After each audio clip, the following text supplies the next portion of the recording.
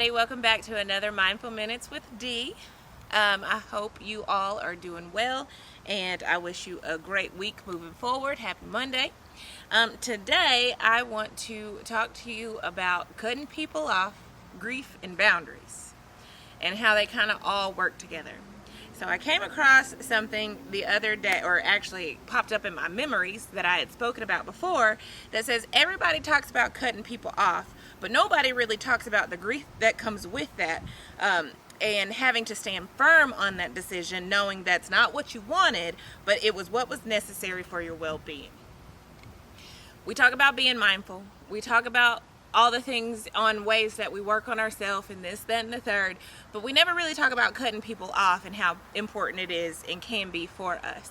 We also never talk about the grief that comes with it. It's like if someone that you love were to pass away, they're gone forever, and you have to go through the grieving process, and that's going to look different for everybody. All the 7, 8 stages, however many it is, all the stages of grief, it looks different for everybody. But it's the same when you have to cut off a loved one. It can be a significant other, it can be a parent, it can be a sibling or some kind of close family member. It can even be like a toxic work environment, but you love what you do in your career. It's just that the place that you are is not good for you. Letting go can be hard. I know me, I'm gonna speak for myself. I struggle real bad with letting go. I have yet to still, in some ways, figure out what the issue is and where that root stems from. But I know I have a problem with letting go. And I think a big part of that is the grief that follows it.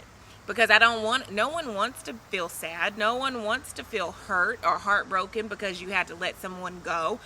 But what's more important, are you choosing yourself and loving yourself to know enough to say, hey, the way this person is treating me, the way I feel when I'm with this person is not good for me? That's when you can make that decision. And it's okay to grieve that loss. I know you didn't want to do it, but it was something that you had to do so you can move forward in your peace, in your happiness, and in your life with choosing you and on your healing journey. Grieve it. And that's okay. Just don't stay there. Don't stay in the grief. Because once you're out of that grief, that's when you got to learn to set those boundaries. Because a lot of times we fall into this recyclical process where we end up going back and putting ourselves in the same thing over and over again. And then we break up, and then we go back, and then we break up, and then we go back. Or if it's a family member, we let them back in our lives, and then they do something again, and then we have to cut them off again. And it's just like a ping pong game going back and forth, back and forth. At some point, you have to draw the boundary to say, no, I will not tolerate this behavior in my life. I will not allow you to bring me down in this way. I draw my boundary right here, and I will not cross that line again. Why is that important? Because how can you ever move forward if you continue to stay in that same place? It's like when you tell the kid don't touch the stove, and then sometimes you tell them, well, you got to let them burn their hand. How many times do you want to burn your hand before you let that wound heal?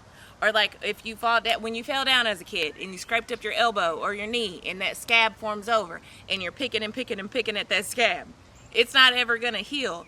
It's the same in our relationships and the things that we need to cut off for our well-being. If we continue to go back and we never draw that boundary and we never fully go through that grieving process so we can fully let go, you're only doing a disservice to yourself because you're keeping yourself stuck and stagnant where you are and unable to move forward. My mindful minute for today is be okay with letting go and knowing that you're doing it for yourself because you're choosing yourself. Go ahead and allow yourself to grieve through that letting go process and draw your boundaries so you don't repeat the same things that got you there in the first place. Thank you again for coming to another Mindful Minutes with Dee. I hope this helps, and I will see you next time. Bye.